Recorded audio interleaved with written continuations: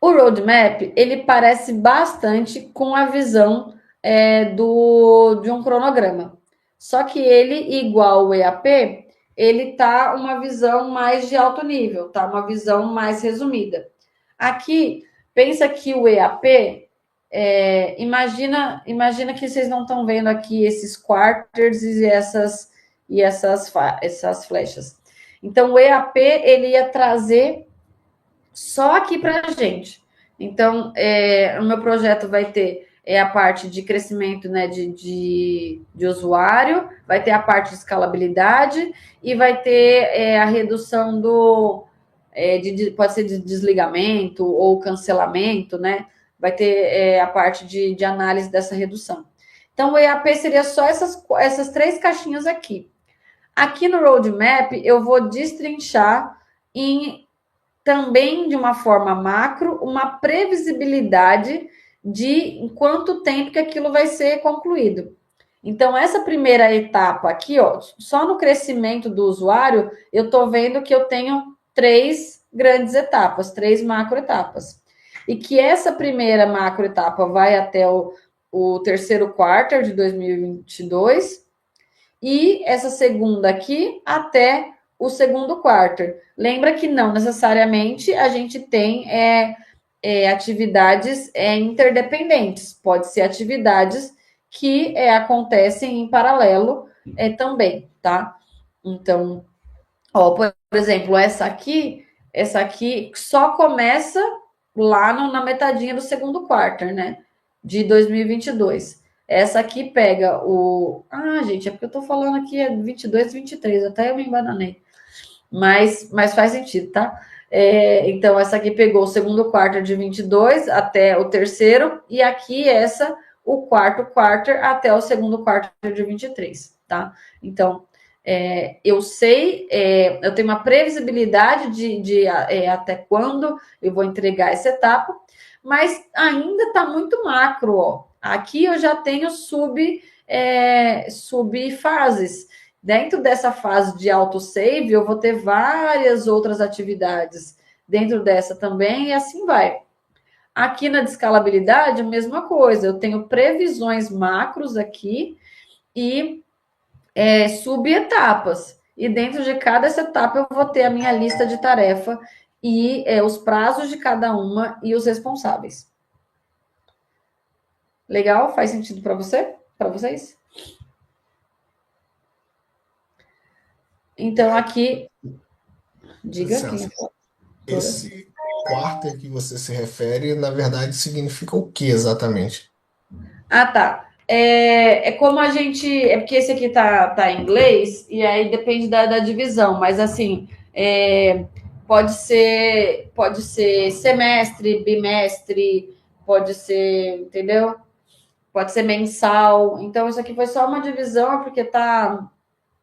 Imagina que nos Estados Unidos divide o ano em quatro, né? Em vez, aqui a gente divide em semestre, o pode ser o que fosse trimestre também, né? Os Trimestre. quarters. Isso. Então aqui seria por trimestre, tá bom? Então é isso. O roadmap é um cronograma visual de alto nível que destaca os principais marcos e prazos. Então a gente já fez o objetivo, a gente já trilhou o nosso prazo, o nosso orçamento, a gente fez uma análise SWOT para ver se a gente é um goal ou não goal.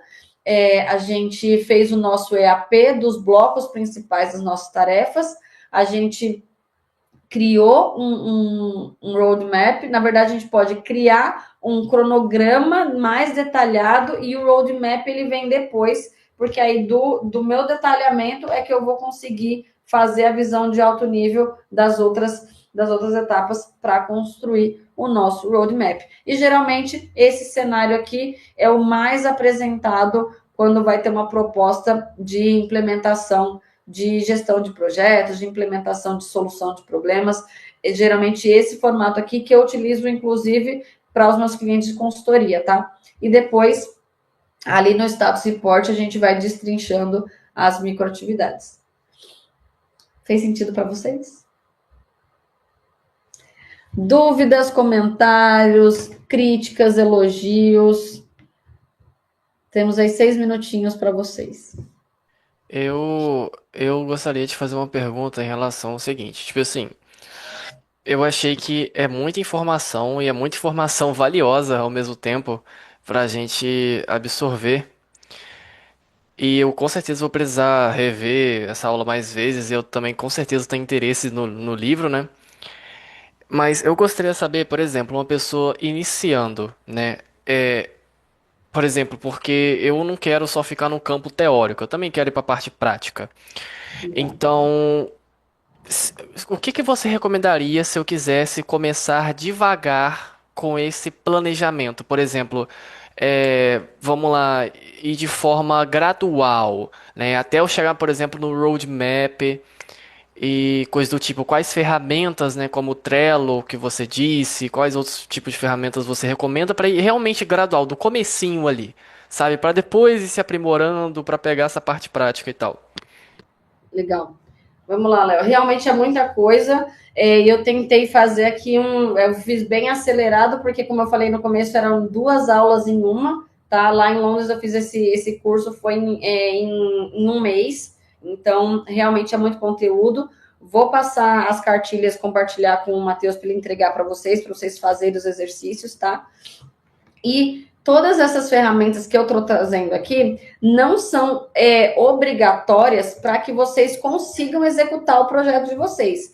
O meu objetivo, inclusive o objetivo do livro, é mostrar que é possível vocês usarem ferramentas que são usadas de formas complexas, em projetos complexos, em empresas, de uma forma simples no dia a dia de vocês. Mas não necessariamente você precisa usar todas. Você não precisa, não é condicional você fazer um Canva do projeto, por exemplo, para o seu projeto ter sucesso. Você não precisa fazer um roadmap, por exemplo, para o seu projeto ter sucesso. Mas o que você tem que ter, que é assim, primordial, é que você tem que ter muito definido o que é o seu objetivo. Em quanto tempo você quer fazer? E qual o seu orçamento para isso? Isso você já vai matar muita coisa. Então, uma coisa que eu recomendo, sim, de todas elas, para você começar, a principal é a metodologia SMART. Porque, como diz o nome, você vai conseguir ter um planejamento inteligente do seu projeto. Então, você destrinchou as metas SMART. E você tem, então, o seu objetivo, o seu prazo e o seu orçamento, todo o resto vai fluir. Aí você vai conseguir organizar o que você vai quebrar em macro etapas, seja viajar, construir, comprar carro, o que você quiser fazer, em macro etapas. Porque as macro etapas você vai pensar o que é essencial você fazer. Então, se você quiser viajar, é essencial que você tenha um passaporte. É essencial que você tenha um visto, dependendo para onde você vai. Você pode ir para a Europa que não precisa, mas você precisa fazer uma análise de tudo que é essencial. E aí você cria os blocos das tarefas. Feito isso, você vai destrinchar as atividades. Para eu tirar o meu passaporte, por exemplo, o que eu preciso cumprir? Aí eu vou ter a lista de atividades. Eu preciso entrar no site da Receita Federal, eu preciso agendar, eu preciso pagar a taxa, eu preciso tirar foto, eu preciso enviar o comprovante, eu preciso aceitar lá. Então, tudo isso aqui eu preciso comparecer no dia, eu preciso tirar digital, tudo isso vai estar dentro dessa etapa. E aí, para você acompanhar cada atividade dessa etapa, o que você usa? Um checklist. Simples assim. Então, assim, a gente na próxima ainda vai falar de Trello e tudo mais, que é se vocês não conhecem, recomendo vocês darem uma fuçadinha, mas é uma plataforma para você organizar. Você pode fazer tanto projetos complexos quanto pode usar como um checklist lá dentro. Então, é uma forma de você organizar. Você consegue organizar essas macro etapas, dividir, mas na próxima aula eu dou um pouquinho mais de visibilidade para vocês. Mas você pode usar uma plataforma de gestão de tarefas ou você pode usar papel e caneta. Se você tiver essa organização, souber o seu objetivo, souber o seu prazo, souber o seu orçamento, você divide nessas macro etapas, você coloca as atividades essenciais, né, de cada etapa e você vai acompanhando a evolução delas com um checklist. Simples assim. Você vai também avaliar, olhando para cada etapa, se são coisas que você consegue fazer em paralelo ou se são coisas que dependem. Eu não consigo tirar o meu visto sem tirar o meu passaporte, porque para o visto eu preciso colocar o número do passaporte. Mas eu consigo ir fazendo cotação de para onde eu quero ir, eu consigo ir fazendo cotação de passagem, consigo, se eu vou fazer intercâmbio, cotar a escola, consigo cotar hospedagem. Então, tem coisas que você consegue fazer em paralelo, tem coisas que você vai precisar delegar. Ou você pode optar por delegar. Não quero ter dor de cabeça com comprar passagem, vou pedir para uma agência e ela vai me trazer os orçamentos. Então, em resumo, meta smart, objetivo, prazo, orçamento, macro etapas, micro atividades e checklist para ir acompanhando. Legal? Respondi? Muito bom, respondeu. E eu exatamente uso o sistema de papel e caneta. Eu tava querendo ir pro Trello pra saber se era melhor ou não, porque eu uso. Não sei se você escutou falar sobre blocagem. Já escutou falar? Que é basicamente um checklist mesmo. Você faz uns quadradinhos, coloca o nome na frente, e se você fez, você marca. Eu basicamente tive que começar a evoluir, agora eu faço semanal e tal, né? Porque planejar a semana acaba que eu não fico tão controlado no dia, né? Porque, enfim, tinha muitas coisas no meu dia que eu não podia controlar e eu meio que agora boto tarefas dentro de uma determinada semana, né? Dentro de uma semana eu tenho tais tarefas pra fazer que são, tipo, de extrema importância, né? Pra projetos pessoais.